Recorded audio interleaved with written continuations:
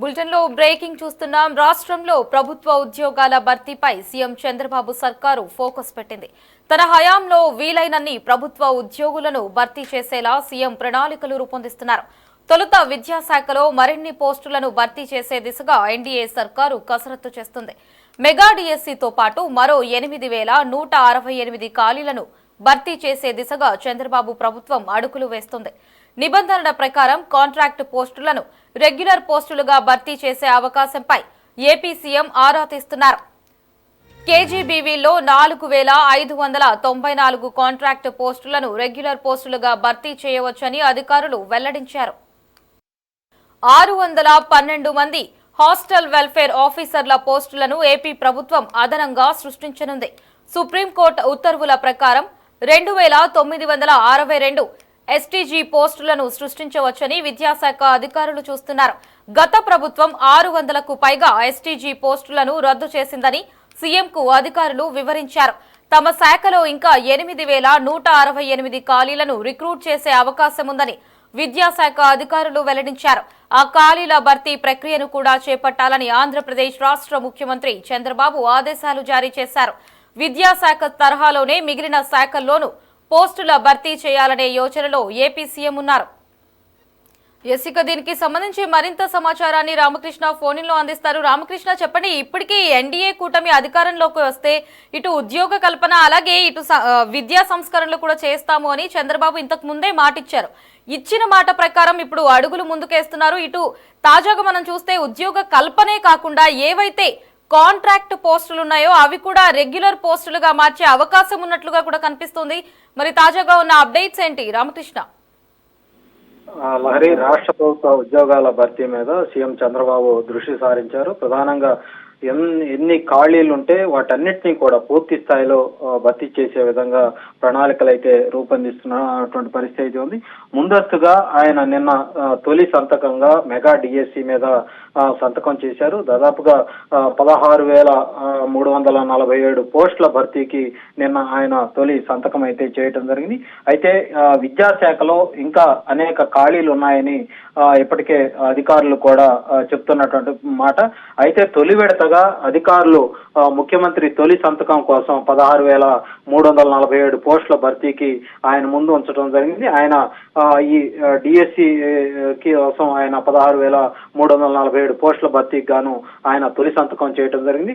అయితే ప్రధానంగా ఇంకా 8,168 ఖాళీలు ఇంకా డిఎస్సితో పాటు ఇంకా మరికొన్ని ఖాళీలు ఉన్నట్లుగా కూడా అధికారులు చెప్తా ఉన్నారు. ఆ నేపథ్యంలో వాటి భర్తీకి కూడా వెంటనే కసరత్తు ప్రారంభించాలని కూడా చంద్రబాబు అధికారులకు ఆదేశించినటువంటి పరిస్థితి ఉంది. గతంలో ప్రభుత్వం సుప్రీంకోర్టు ఉత్తర్వుల ప్రకారం 2,962 ఎస్టీజీ పోస్టులను కొత్తగా సృష్టించవచ్చని విద్యాశాఖ అధికారులు చెప్తా ఉన్నారు. గత ప్రభుత్వం 600కు పైగా ఉన్నటువంటి ఎస్జిటి పోస్టులను రద్దు చేసింది. అయితే ఈ ప్రస్తుతం సుప్రీంకోర్టు ఉత్తర్వుల నేపథ్యంలో 2,962 కొత్త పోస్టులను ఎస్జిటి పోస్టులను సృష్టించేందుకు అవకాశం ఉండటంతో వాటితో కలిపి మొత్తం 8,168 ఖాళీలు ఇంకా ఉన్నట్లు విద్యాశాఖ అధికారులు సమాచారం ఇచ్చినటువంటి పరిస్థితి ఉంది. ప్రస్తుతం ఇచ్చినటువంటి ఈ 16,347 పోస్టులకు గాను వాటితో కలిపి మరొక 8,168 ఖాళీలు వాటికి కూడా నోటిఫికేషన్ వెల్లడించే అవకాశం అయితే కనిపిస్తూ ఉంది. అదేవిధంగా కాంట్రాక్ట్ పోస్టులు ఏవైతే నిబంధనల ప్రకారం కాంట్రాక్ట్ పోస్టులు ఇప్పటి వరకు కొనసాగుతున్నాయో వాటిని కూడా రెగ్యులర్ పోస్టులుగా భర్తీ చేసే అవకాశం మీద కూడా ప్రస్తుతం సీఎం చంద్రబాబు ఆరా తీస్తున్నట్లుగా తెలుస్తా ఉంది. అదేవిధంగా 612 హాస్టల్ వెల్ఫేర్ ఆఫీసర్ల పోస్టులను కూడా అదనంగా సృష్టించబోతా ఉన్నారు. వాటిని కూడా భర్తీ చేసే అవకాశాలు అయితే కనిపిస్తా ఉన్నాయి. మరోవైపు కేజీబీవీల్లో 4,594 కాంట్రాక్ట్ పోస్టులను రెగ్యులర్ పోస్టులుగా భర్తీ చేసే అవకాశాలను కూడా అధికారులు పరిశీలిస్తున్నట్టు తెలుస్తుంది.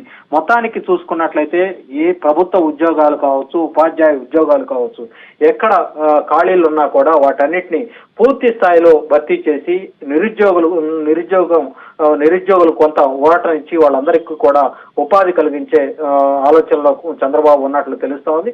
గతంలో లాగా పెండింగ్ పోస్టులను భర్తీ చేయకుండా వాటి స్థానాల్లో కొత్త ఉపాధ్యాయులు లేక అనేక పాఠశాలల్లో విద్యార్థులకు పాఠాలు బోధించలేనటువంటి పరిస్థితి అయితే నెలకొంది.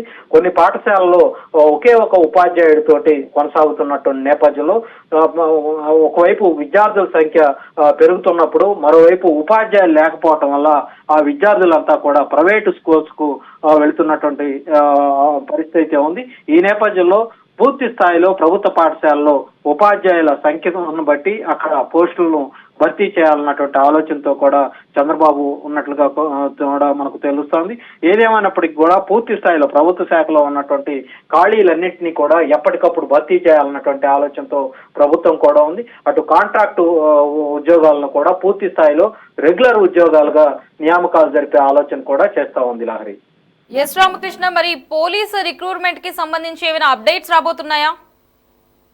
ప్రధానంగా ప్రభుత్వం ప్రస్తుతానికైతే మెగా డిఎస్సి తోటి తొలి సంతకం తోటి ఉద్యోగాల భర్తీ కార్యక్రమాన్ని చేపట్టింది.